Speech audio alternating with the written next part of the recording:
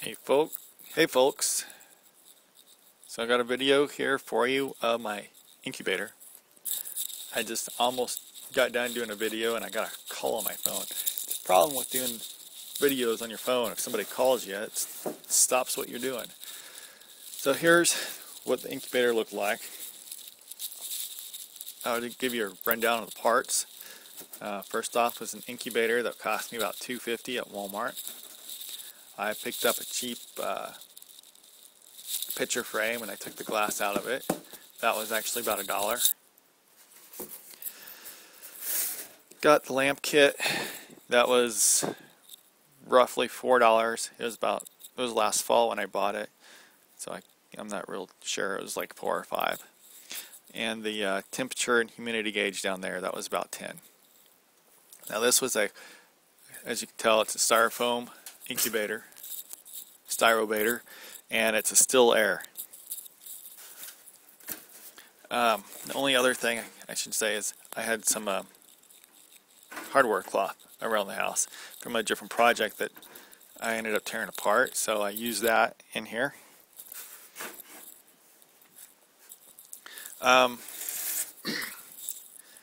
Pros of this design was that it was very cheap and a quick build. To get a commercial hobbyist type of incubator, like a Little Giant, I think it's called,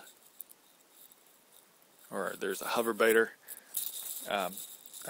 Basically they have put the eggs in, and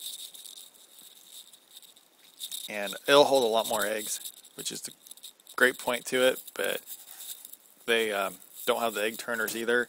They don't have the fans. They're just the basic model. It's going to cost you right around $40 for one of those, and I obviously don't have $40 in this. I have, roughly $15. We'll just say, under $20 you can build one of these. Cons to it though is the humidity never got high enough. Humidity stayed right around 42. I filled the bottom of this up with at least an inch full of water, but one of the problems I had was the light. Of course, it even 25-watt light, when this was all the way closed up, it would get to 106 in there. So I had to leave it vented, and I was constantly having to play around with it, how far I had it open or shut. At times I could have it perfectly set and running smooth right around 100. When I went to bed at 2 o'clock in the morning, when I got up at 7 o'clock in the morning, I'd look in there and it was 97 degrees.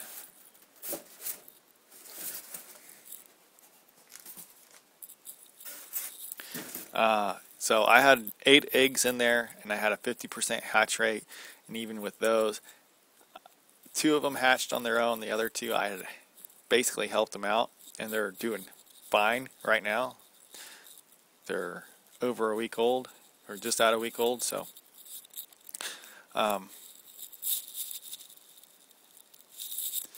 all the eggs that were in this corner didn't hatch. The ones that were about right here did. So what I'm going to do next is I'm going to get a bigger cooler because I want to hatch more eggs. I want to have the eggs a little bit further away from the heat source, because it's going to get the hottest over here. So I would like to do anywhere from 10 to 12 eggs a month and start my own little meat plant. Give my family at least 5 or 6 chickens that I can butcher every month once I get my rotation going. And then have a few eggs or a few chicks that I can sell on top of it. So I need something bigger than this. And I need to have it where I'm going to have 2 other additions to this basic coop. I mean, this is cheap and easy to build, and it did work, but it takes a lot more work. So I want to have something bigger, something where I can actually put some kind of an egg turner in it, where I don't have to get inside and flip the eggs. Basically, I'll just put something in there, have a little control out here, and I'll just flip it from side to side, and they'll move the eggs around, right? Also going to have a thermostat, so it can keep the temperature more at 100 where I want it. It'll turn on and off the lights. And last would be a fan. And you can just use like an old computer fan. Imagine a lot of you have an old computer sitting around someplace. I got one sitting there in the garage. So I'm just going to take one of the fans off of it, and I'll stick that into the next incubator that I make. So I've seen incubators made out of some of those rubber totes. You can see some of the boys and girls coming over here like, what's going on? Why aren't we in the video?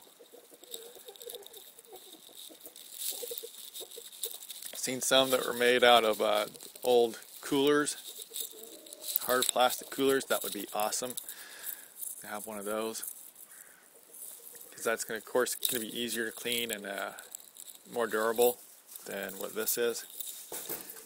So just a couple ideas there to throw out if you want to make your own. So there's lots of videos on making these things on YouTube, so you can look around and probably find what you're wanting. So that's what I did anyways. Till next time, this is Josh.